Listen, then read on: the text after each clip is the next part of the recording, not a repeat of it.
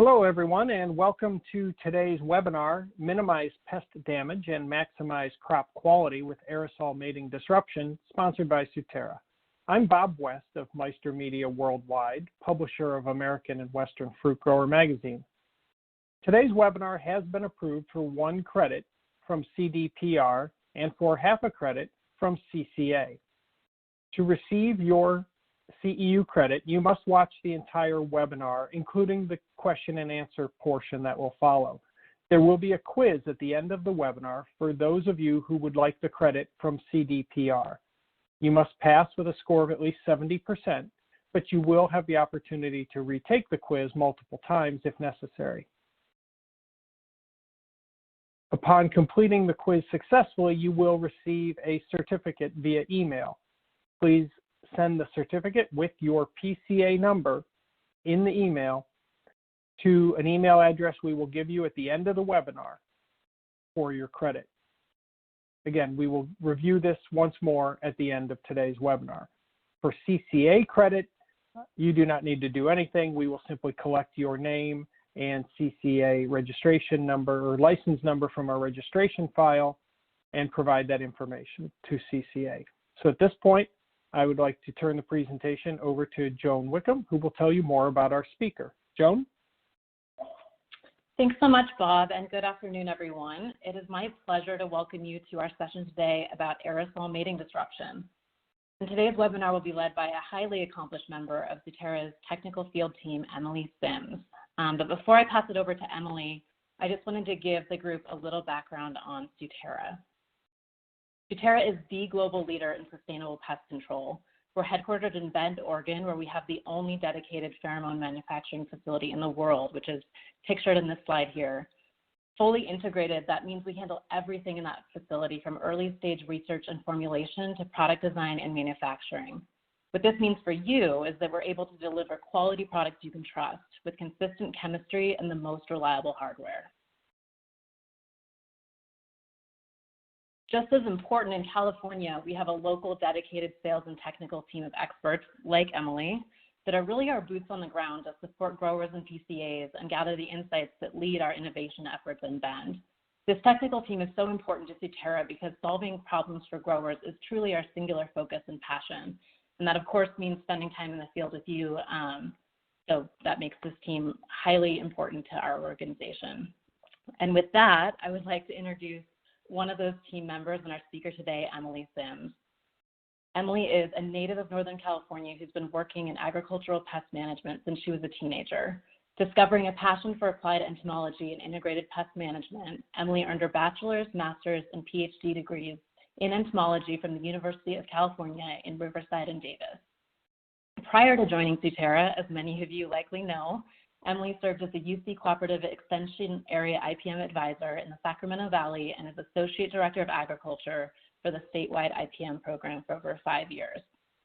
Emily and the rest of our team are really passionate about working with growers, and they're looking forward to engaging with you during the session today and beyond. So I would encourage you to reach out to them at any point. Their contact information is on this slide.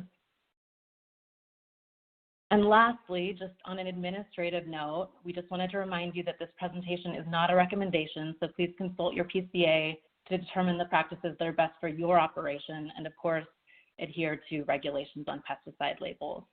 And with that, I will turn it over to Emily. Thank you, everyone, for joining us today. Before we get into how mating disruption is used for applied agricultural pest management purposes, I'd like to briefly touch on insect chemical ecology, which is really the basis for mating disruption as an applied IPM technique. We can think of insect chemical ecology as essentially the way that insects use olfaction or their sense of smell to interact both with one another, with other species, and with the environment around them. One of the very well-known examples of this is insect sex pheromones, which are really the basis of mating disruption that we'll cover today. And there are really some truly interesting examples of insects using sex pheromones to communicate. So this kind of handsome fellow that you're looking at here is a tiger moth that's native to Australia and Southeast Asia. He's really flashy looking in his own right, But when he decides that it's time to find a mate and lure females in, this is what he looks like. He extrudes these pheromone glands or scent glands that are held up in his abdomen typically, and uses these hair-like structures to help fan that pheromone plume out into the environment around him to attract females. And I just thought, what a really unique example of the diversity in insects and the basis of something that is so applied for some of our very common type agricultural pests. What you're looking at here is a more typical example of females doing the calling. So this is Bombyx mori. This is a silkworm moth. And in the top left, you see a female whose scent gland is extruded, and she's producing her pheromone. And the male there picks up that scent of the pheromone with these really specific receptors in his antennae, and he responds by wing fanning and moving in a zigzag pattern to find the female. What you're seeing also here on the right is this sort of close-up scanning electron micrograph of the male antenna. And the whole point is here that these antennae are specifically designed to capture the odors from females of the same species, and those molecules fit in specific receptors all along the male antenna that it's like a key fitting into a lock for the exact odor, molecule shape, and blend that the females of the same species produce. And from an applied sense, so what is the kind of take-home message here is that insect chemical ecology and the behaviors elicited are very highly specific to a given species. And they're not only highly specific, but incredibly reliable, reproducible, and dependable, because this aspect of the insect biology is so innately tied to their evolutionary success, right? The idea that they don't really reproduce without this mechanism means that we are able to exploit this biological and physiological process for the purposes of insect pest management in a number of different ways in a very reliable and consistent manner. So when we think about the different uses of behavioral chemicals or semiochemicals in pest management, there's actually a lot of diversity within how we use both things like sex pheromones as well as things that we call cheromones or plant volatiles. A lot of these we can use in monitoring. So we think about the lures or the different things that we can use in traps to attract pests and detect their population levels and cycles to help us manage them. There's a number of different ways also that we can use these to manage pests. When we think about management or control, we're talking about reducing populations and ultimately reducing damage, which is the goal here, is to protect crop quality, reduce damage, all of that. Today, we're really going to be focused here on the top, which is mating disruption. And it's worth noting that the use of behavioral chemicals in pest management isn't new. That first Bombyx mori was identified pheromone was in 1959. We've seen mating disruption demonstrations of efficacy in the field dating back to 1967 with the cabbage looper. In the 80s, the pheromone and mating disruption industry was born, and we've had aerosol or puffer-based mating disruption in the field since the 90s. Talking briefly about how mating disruption works on the landscape scale, right, or within your given orchard or crop. The male tracking behavior to find a female who's calling, again, is very innately tied to his biology. But what we need to understand is that pheromone plumes are not naturally blanketed in the environment. When a female produces her pheromone, it ends up in pockets within the environment, and males have to find those pockets to ultimately fly upwind to those females. And so they find a pheromone pocket and they zigzag upwind directionally toward the female, but then at some point they leave that pocket of pheromone, that plume, because it's not continuous in the environment. And they have to go search and find the next and orient toward her, and then search and find the next, and so on. And ultimately, this results in success with mating disruption if there's nothing confusing the male in the environment. Mating disruption products work by essentially saturating the environment with so much pheromone plume or pockets that don't ultimately lead to the female, that males are confused. They don't find females. No mating means no offspring, means reduced pest population and crop damage. And this can actually function in a couple of different ways. Obviously, the complete lack of mating, a male will spend his whole life searching for a female, never find her, he dies, she ages out, she ends up dying not mated. That is one chief mechanism of mating disruption. But we also see in cases where a female may ultimately get mated, but it happens very late in her lifespan because males have been searching and searching for a long time. And at that point, her fertility or the number of viable eggs she has is dramatically reduced. In addition, as is the case with some moths, they will mate with males multiple times, different males. And if we can reduce even the number of matings, we can significantly reduce the ultimate population. So there's a number of mechanisms going on here within kind of mating disruption in an applied way. There are a number of benefits to using mating disruption in an overall IPM program. And I won't get into detail on each and every one of these, but as we've mentioned, it's very highly specific to the target pest.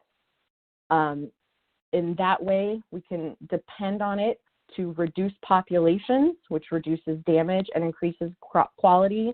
We see significant return on investment, both from the tangible dollars and cents perspective, but also some of the intangibles. And those are a lot of the things that are listed kind of in the everything below here. Using mating disruption can allow you flexibility in your overall IPM program. I think of it as something that we can accomplish, especially with things like our puffer aerosol technology, where we just have this running in the background for us. So we need not be concerned as much with the timing of, for example, an insecticide spray or these other types of things. It also allows you more flexibility to focus on other pests or other problems or practices that you need to do and not worry so much about timing those to line up with maybe your insecticide spray programs. Our puffer options last season long and usually also last significantly into the post-harvest period, which can be important for certain pests as they often may continue to fly in the environment if the weather stays warm enough. Much past post-harvest where we stop doing things like our insecticide program. There are organic options. We know that we are becoming increasingly limited with our conventional pesticide approaches. We just have fewer modes of action available out there, and we need to extend the life of those for the sake of our IPM program efficacy. So mating disruption can allow us to reduce insecticide inputs. Fewer sprays of any given mode of action can help mitigate insecticide resistance. We can have other benefits of pests that sometimes we exacerbate with our spray program.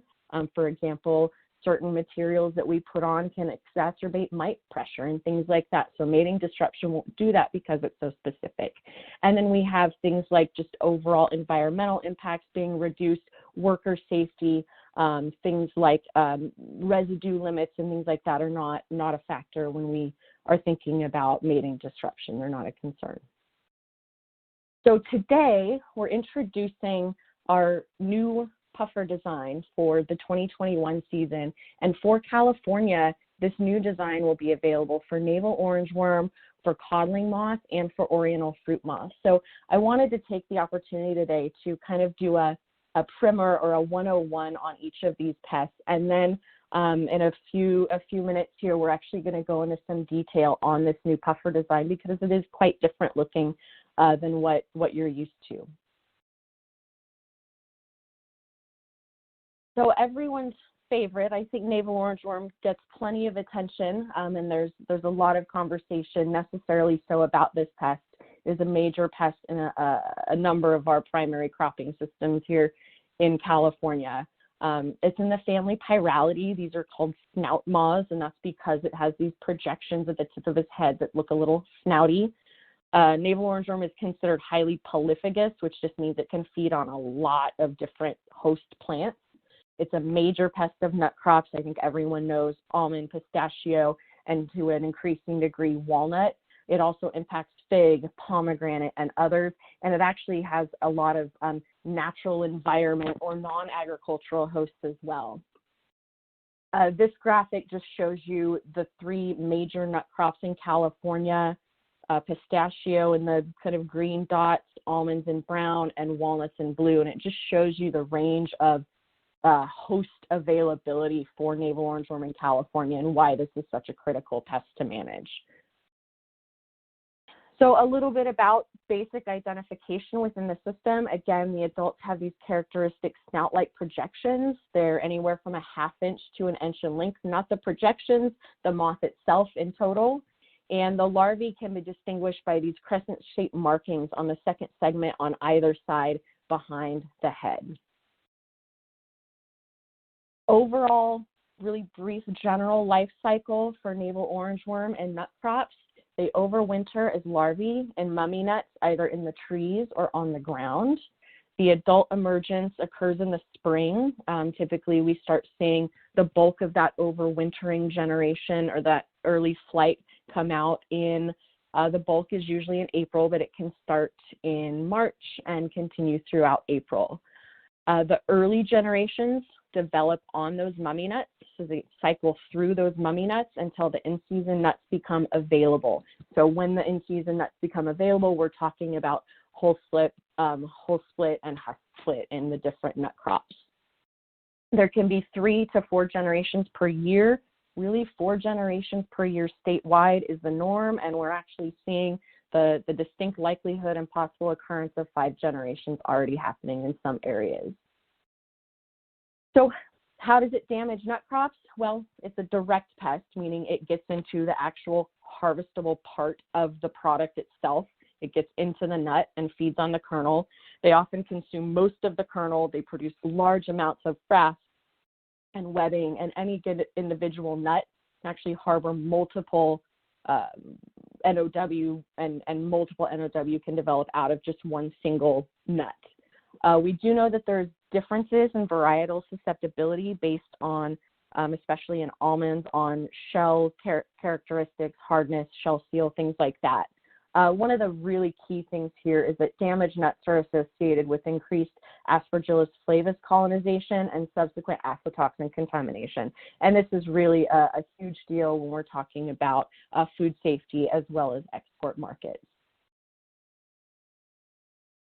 So we think about IPM, and you'll see this as I talk about codling moth and OFM as well. I like to sort of put these pillars of a successful program together, and these really go back to IPM 101 of what are the available tactics available and how much can we use and rely on each of these within the given system for a given pest. And these are all very different, right? And some cultural practices are very critical. In others, biological control is incredibly effective if protective. For navel orangeworm, the pillars really start with knowing the pest. We just talked a little bit about knowing the pest, understanding its biology and life cycle and identification and how it causes damage. It's really important to monitor for pests throughout the season, and we have a number of methods of trap-based monitoring. We keep an eye on crop phenology. There are degree day models that we can use to help time pesticides, and it's important to evaluate at the end of the season your harvest damage. The next sort of baseline that's important for navel orangeworm, and we're seeing increasing adoption, is mating disruption. There are 2 platforms available, the puffer and the flowable. I'll talk a little more about those in a few slides. Cultural practices for navel orangeworm, I think it goes without saying. We all know the word sanitation and how critical it is for navel orangeworm to get rid of the mummy nuts, get them out of the trees, destroy them on the ground, not only to destroy part of the overwintering population or as much of the overwintering population as we can, but also reduce those development sources early the following season. There are a few biological control agents. We don't see a lot of parasitization in the field. There are some that are commercially available for purchase and release, but to date, this isn't one of those tactics that's heavily, heavily relied upon. And then we do have insecticide options.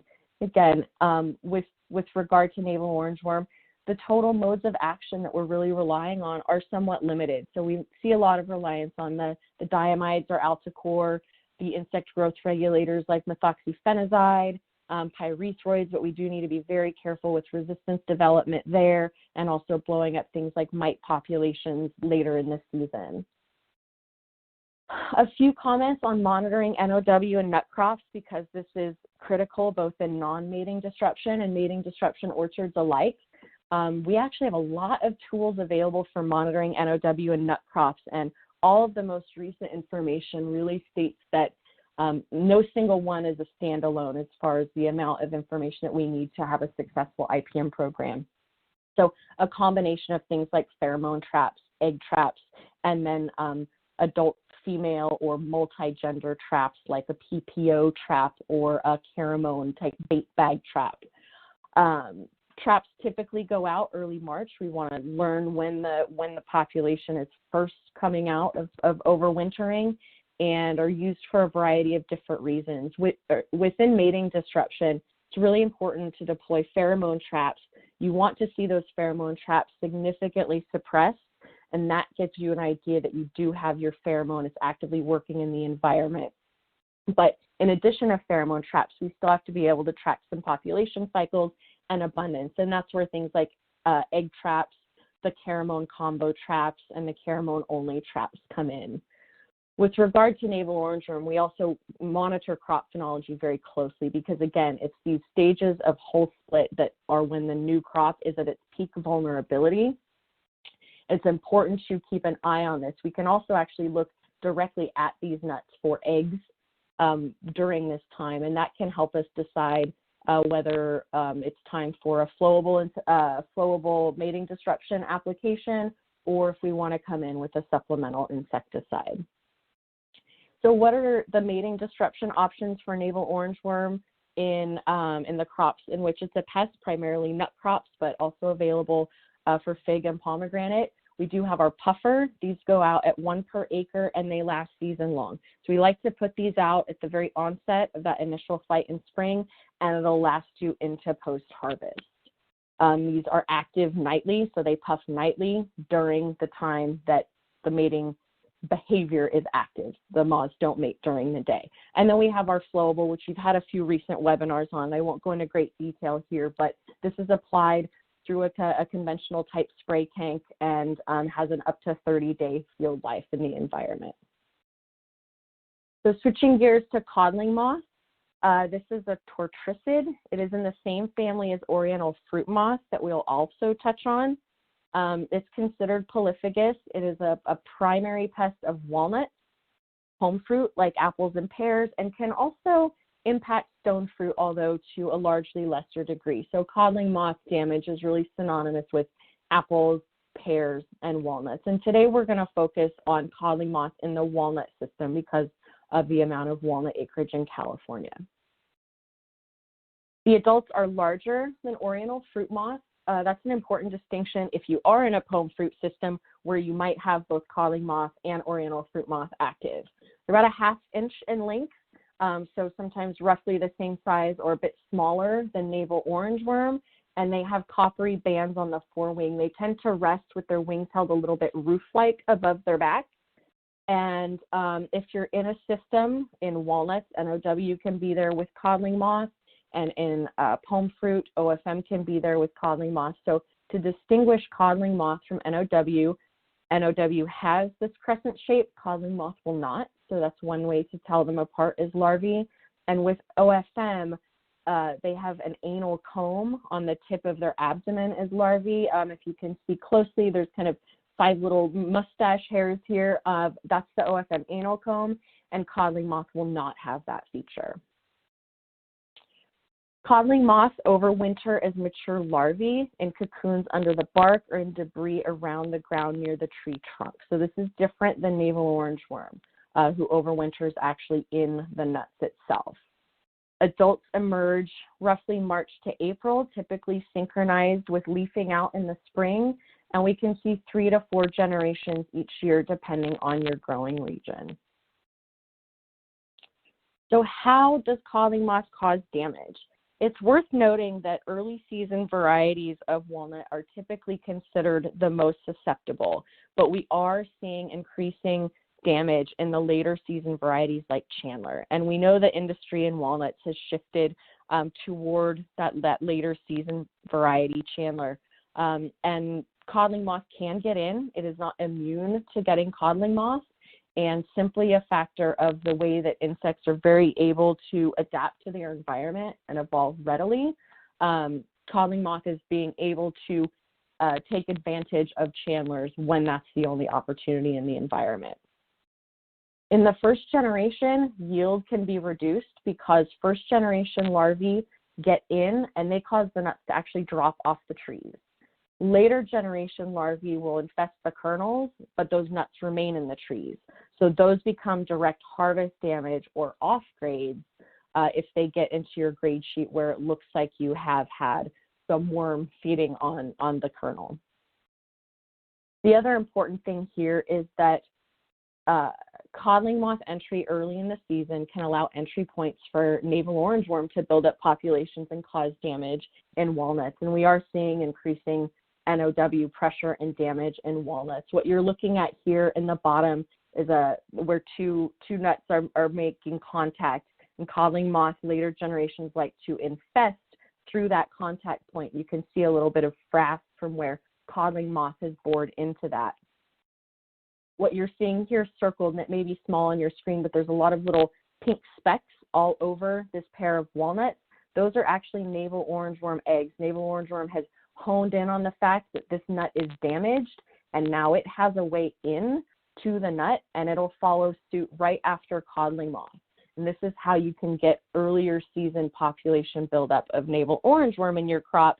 And then when the crop becomes ultimately susceptible at husk split, you've got navel orangeworm in the environment that's going to take advantage of that and become a big problem potentially with your harvest quality and grade sheet. So what are the main components of a successful codling moth IPM program in walnut?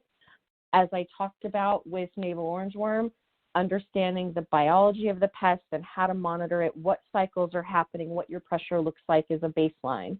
Mating disruption is also a baseline. Codling moth mating disruption is one of the most well-researched and well-validated of all the mating disruption programs ever to exist, and that's both in walnut and in apple and pear throughout the Pacific Northwest and California. There's a lot of scholarly articles, walnut research reports that have all shown great efficacy of mating disruption, especially sustained use of mating disruption, really driving populations down to a degree that we can pull back significantly on spray programs and even eliminate spray programs. There are a few biological control agents. This little cutie here in the middle is a tiny, tiny little trichogramma wasp that lays its egg in a codling moth egg. These are present in the environment and available for commercial release. Some of the cultural practices, there really aren't many. If you remember, codling moth overwinters in the tree bark. And so it's not like we can sanitize for that like we do with navel orangeworm, but bats are an incredibly effective predator of moths, and actually this goes for navel orangeworm and OFM as well. They're not specific to codling moth. So building bat houses in the environment or bird habitat for insect feeding birds can really help. Birds love to go after the codling moth overwintering on the tree bark. And then we've got our suite of insecticide options, and those are really going to be the same as you see for navel orangeworm and we'll see for OFM. So how do we monitor? Again, because we're talking mating disruption systems, we want to use pheromone traps to ensure that our disruption is active, and then we have combo traps available that pairs with a pheromone that catch both males and females within mating disruption environments as well as non-mating disruption environments, and it allows us to track the populations and see how abundant they are. Very important for codling moth and walnuts is actually visual monitoring as well. So after the first flight, it's important to go in and do a dropped nut count to determine whether you should treat the next generation or see how well your earlier treatment or your disruption program is going. And the University of California has defined thresholds for these available at UCIPM in greater detail. At the end of each flight, it's important to do canopy counts or actually look for what we call codling moth strikes in the trees. and look for those to determine whether we should treat the next generation. As well, harvest damage evaluation here is critical. Grade sheets are of great value to understand the processor and the quality you're getting paid on, but they're often not specific enough to which pest or disease or issue was causing the damage. So it's important to take an in-field sample. There are multiple mating disruption options for codling moth. Within the walnut system, really the puffer option and the flowable option are going to be the keys here. Dispensers are more suitable often for pome fruit situations. And as well for a pome fruit situation, we do have a combination puffer product that will get codling moth and OFM within the same puffer, essentially as both active ingredients.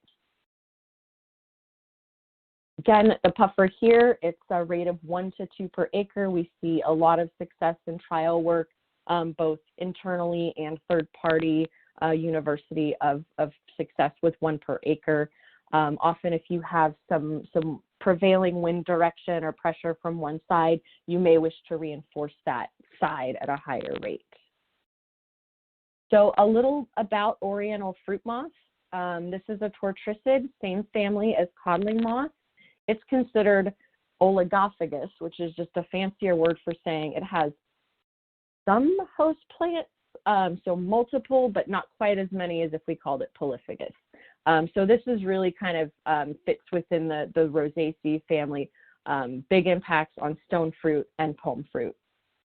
And really we see the larger impacts on pome fruit. We do tend to trap a lot of these in the almond system, but they never really cause us really significant damage. So again, smaller than codling moth. The top left here shows you the size difference between OFM and codling moth. You've seen the distinctive anal comb that distinguishes it from codling moth. And then in peaches and apples, you may also get, I'm sorry, not apples, in the peach system and other stone fruits, you may also have peach twig borer in the environment, but those are very easy to distinguish from OFM because they have more of a striped appearance. So I'm going to focus on Oriental Fruit Moth and peaches. Mating disruption for OFM and peaches is pretty widespread in California. It actually also is in the apples and pears, but I won't focus on those today. The life cycle in peaches, they overwinter, very similar to how codling moth overwinters. The adults emerge earlier, so this is really one of our earliest emerging pests, and I usually kind of think of this one as the canary in the coal mine, sort of, for how early we start trapping it. To me, sometimes is a good indicator of how early or late we might start seeing NOW and codling moth come in, and it can have 5 to 6 generations per year. What is the damage caused? This is a little bit different because it's both an indirect damage to the tree itself as well as direct damage to the harvestable product. The early generation larvae feed in shoot terminals, and this kills the terminal growth, and that's what you're seeing on the top picture there. This can really dramatically impact canopy architecture development, leading to misshapen trees and increased pruning costs. And this is most damaging typically on young trees. The later generation larvae can go back into the shoot terminals, but they can also feed in the green fruit and the mature fruit. With processing peaches, the fruit is off grade, and for fresh market, the fruit is cold. And feeding wounds can also serve as entry points for brown rot infection that you're seeing there in the bottom photo. So what are the successful pillars? Like the other two, a good monitoring program, a baseline mating disruption, understanding what biological control and cultural practices are there, and then coming in and evaluating the need for what your spray program might be on top of all of this baseline. With biological control, there is a parasitoid available in the environment. It can be very highly effective where present. And that's where this cultural practice of sunflower plantings, a very small amount of sunflower in the environment can provide host for sunflower moth, which then provides host for this parasitoid that early in the season if it's got some place to overwinter, can come in and attack OFM. So it's kind of one of those really interesting sort of multi-trophic sort of interactions where the sunflower is not our main crop and the sunflower moth is not our pest, but it can provide something that is beneficial to our target pest. And like the others, the pesticide modes of action are really the diamides, the IGRs, pyrethroids, and in organics we have microbials, things like Bacillus thuringiensis and the like. We have trap-based monitoring. In this case, again, we talked about things that will be necessary for monitoring within a mating disrupted system. Pheromone traps ought to be there to confirm disruption is working. Bait bucket traps are useful because they will attract females. So this has historically been the go-to in a mating disruption environment. It allows us to continue to track populations and relative population abundance and make sure our populations are staying low to the degree that we would like them. There's also a new kind of pheromone or combo lure that's available from one of the pheromone manufacturers, and this pairs that pair ester plant volatile with a pheromone lure, and that's supposed to catch also females, but in this adult style wing trap as opposed to the bait bucket trap.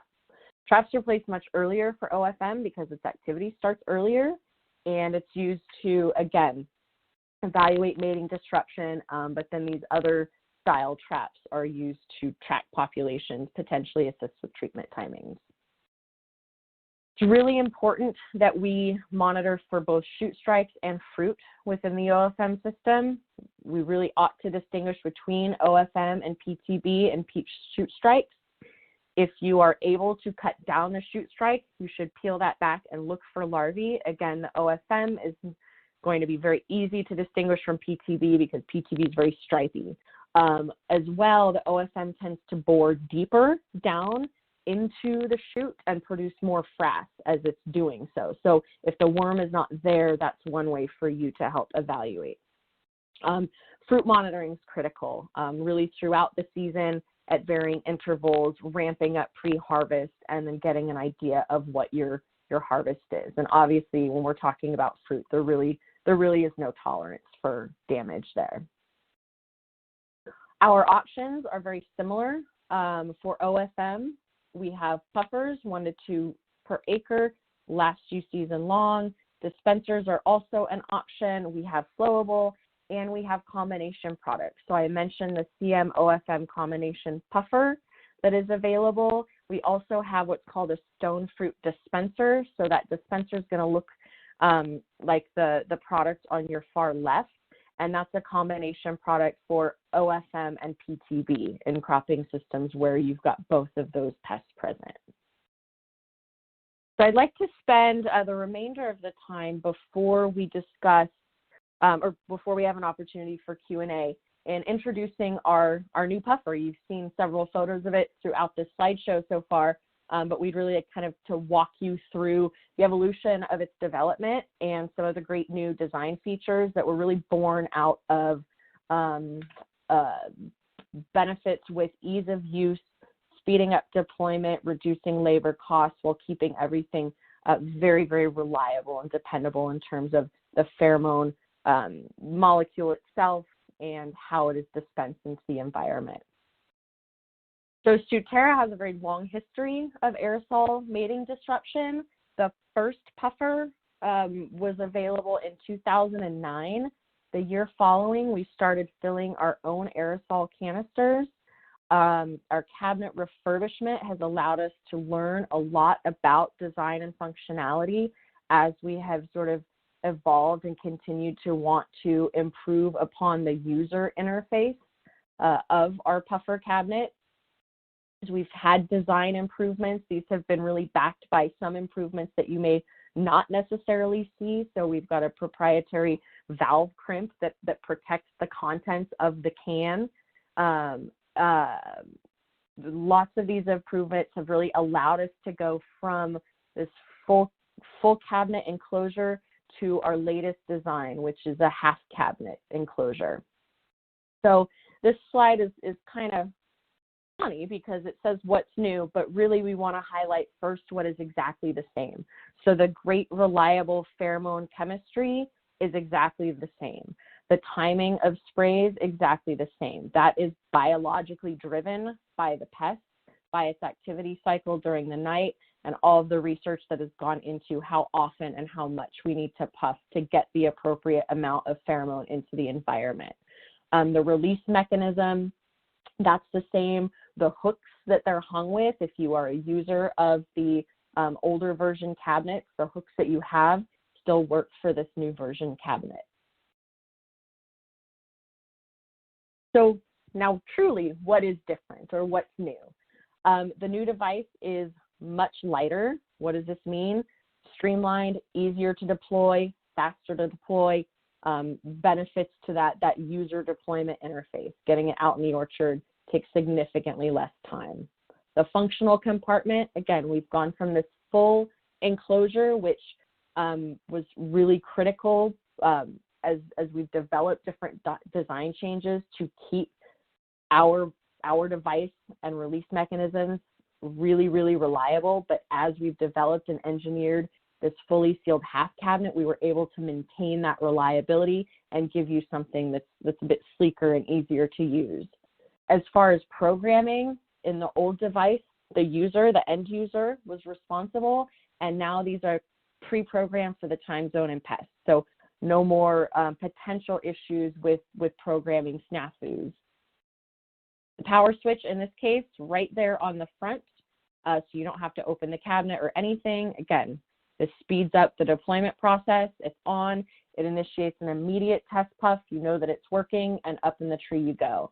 In addition, this kind of streamlined look allows just for easier maneuvering up into the tree canopy, more rounded edges, less squared off edges.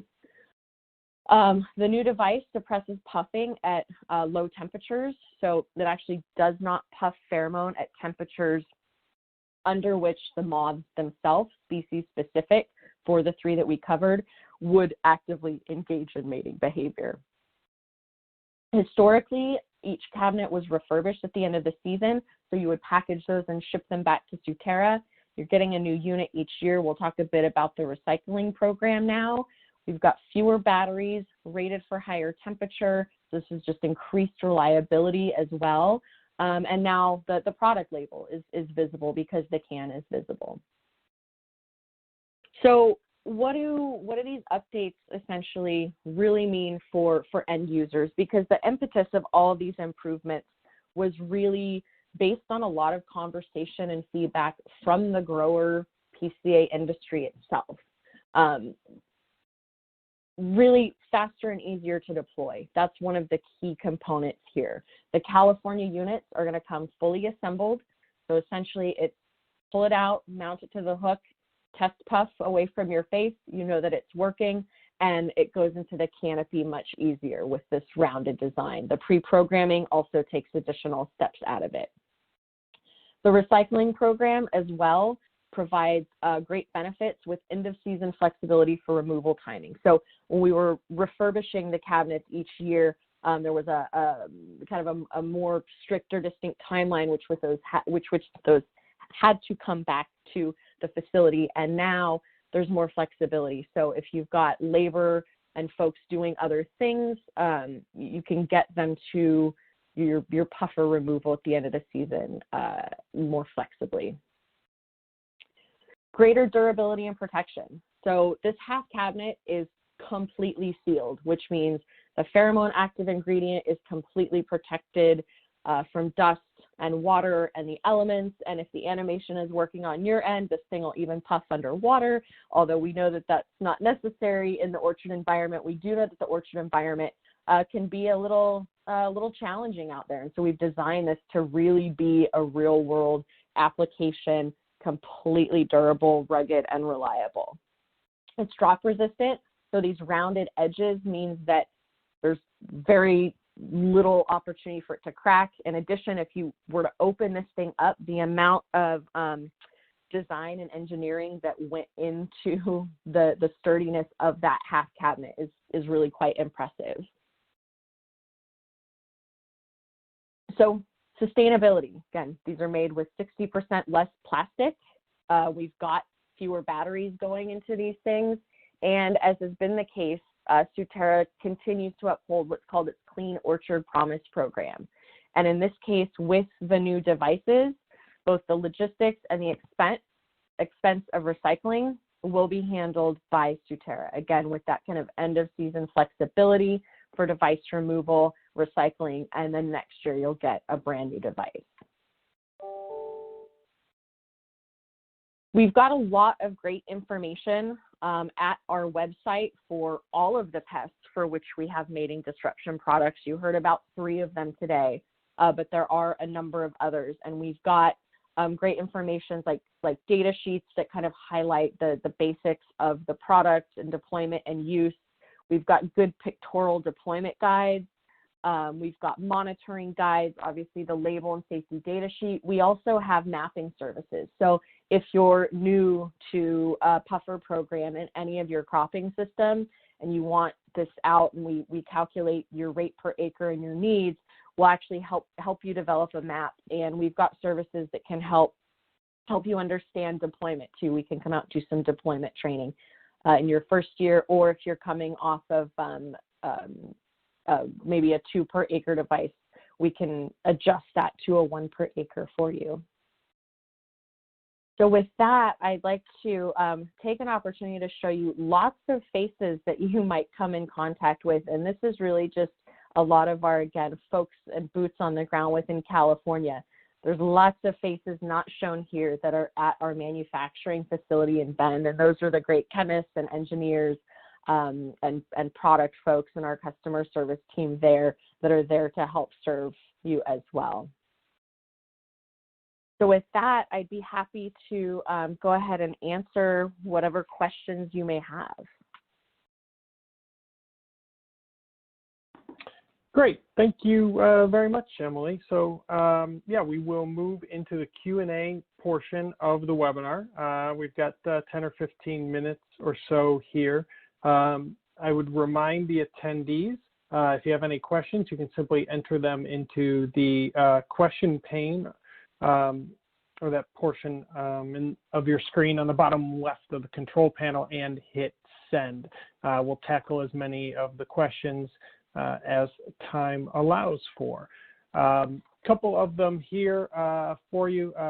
Earlier you talked about rates and so forth. Does the 3 ounce per acre rate of flowable need any spreader sticker or UV inhibitor to help the efficacy in the high heat that growers typically experience during almond hull split?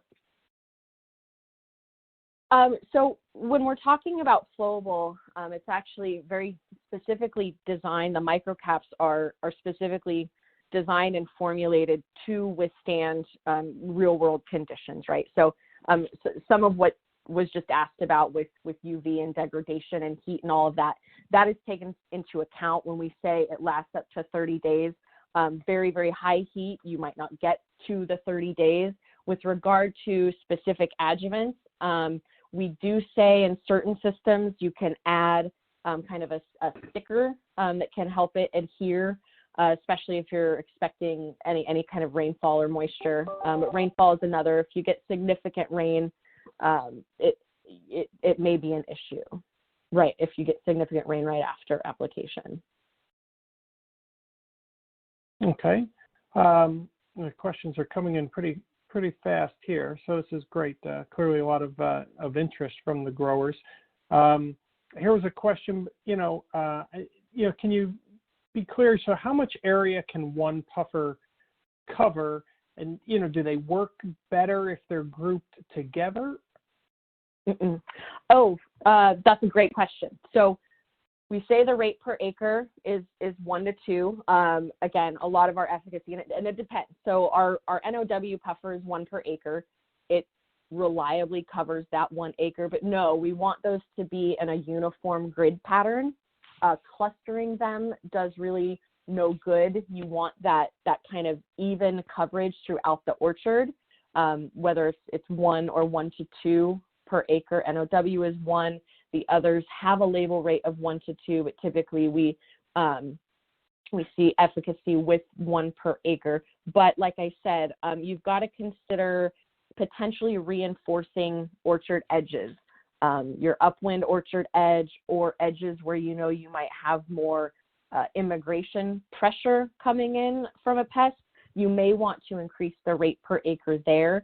Again, you would still want that uniform in nature and not clustered in nature. If you're clustering your puffer, for example, you're actually kind of wasting material. So as uniform as possible is best.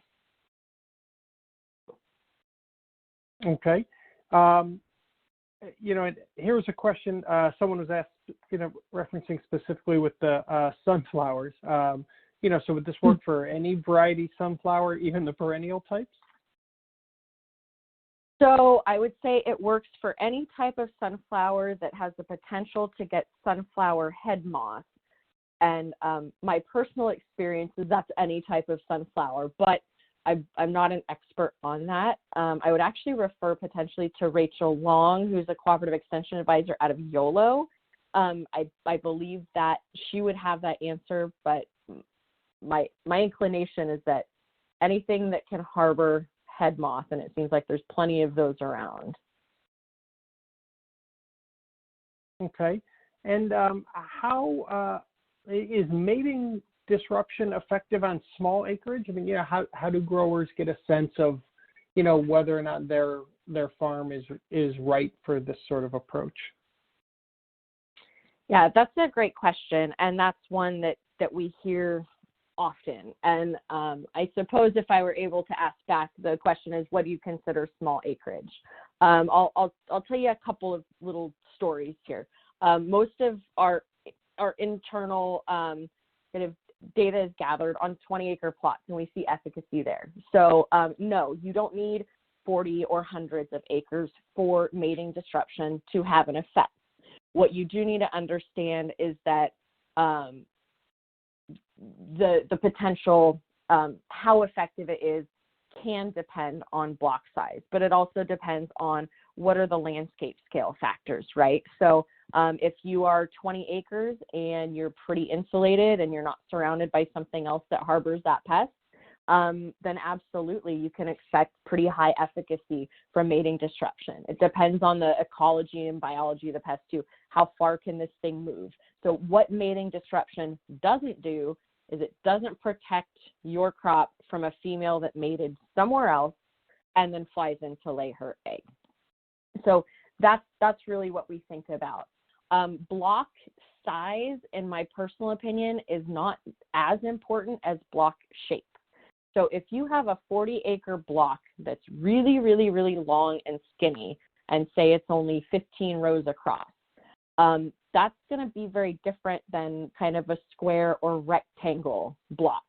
If you think about the potential of a female from somewhere else to move in, how many rows she might move in, if you're only 15 rows across and she's coming in from one side or the other, you're not very protected in that internal. So a lot of times we think of this as an edge, kind of an edge area to what the internal surface area is protected. And you're always going to have border issues. With most moth pests, they can move to some degree in the environment. So those borders are potentially going to absorb a little bit of damage, but once you get, a handful of rows in, you really are protected on all sides. That said, the absolute best we've seen with any kind of mating disruption is in these very large area-wide approaches where on huge acreage, for example, in the Pacific Northwest, they've got codling moth mating disruption as the baseline and everybody uses it. So area-wide is great. You're probably going to get even the best return on your investment. If we talk about a smaller scale like neighborhood, so get your neighbors involved, that's going to give you guys all the best bang for your buck. And the different platforms work differently. So flowable may be a better option for something that's oddly shaped or smaller sized or hilly terrain or things like that. Okay, a couple more, and then we want to let everybody get to the quiz so they can get their CEU credit. But can you talk a little bit about how wind direction affects mating disruption?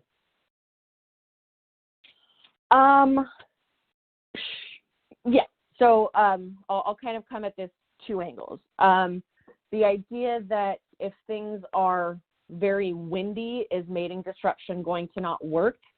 The answer there is that females don't typically call effectively and they don't fly around a lot when winds are very high. So mating activity tends to sort of be diminished during that time anyways, where wind might be carrying more of your plume out of the environment. We don't completely know how far a plume will travel given the wind, but once you kind of get into your orchard, there's always going to be air currents, but wind itself we typically don't worry about because, again, the biology of the pest under very windy circumstances, they don't engage in mating behavior. Okay, well, then why don't we, so tell you what, folks, we have a handful more questions we didn't get a chance to get to. We will make sure that those questions are provided to Suterra, so they will be able to reach out to you individually and get you the answers. There were certainly some questions about pricing, about, labeling in various parts of the country, so on and so forth. So again, those will be provided to Suterra so they can follow up and get the answers to you. But we do want to go ahead and let folks have the opportunity here to take the quiz. Again, if you are looking for the CCA continuing education credit, you've done everything that you need to do. We will collect your information from the registration form you filled out at the beginning and turn that over to get your CCA CEU credits. If you would like the CEU credit from CDPR, in a few seconds here, when we complete the webinar, a quiz will appear on your screen. Simply go ahead and take that quiz. After the webinar ends, if you complete 70% correct, you will receive an email with a certificate. You simply forward that certificate along with your PCA number to an email address that I'm about to give you. That email address is RSIK, so RSIK, T is in Thomas, B is in Bravo, E is in Echo, R is in Romeo, G is in Golf. So RSIK TBERG at meistermedia.com. Again, forward a copy of your certificate along with your PCA number to that email address, and we will make sure that you receive your credit. Again, that email will be provided to you in a separate follow-up email that we will send out upon completion of this webinar. So if you weren't able to capture it, I know it's a unique spelling of a last name there. So if you weren't able to capture that, don't worry, we're going to email that out to you shortly. Also, we will send you instructions and a link for an on-demand version of the webinar if you are interested in watching it again or you want to share it with someone else at your operation. So that concludes today's webinar. Emily, thank you for the presentation. I certainly want to thank the folks at Suterra for sponsorship of this webinar and bringing this educational content to you all today. So again, we will now end the webinar, which will prompt those of you who are interested to take the quiz. Thank you very much.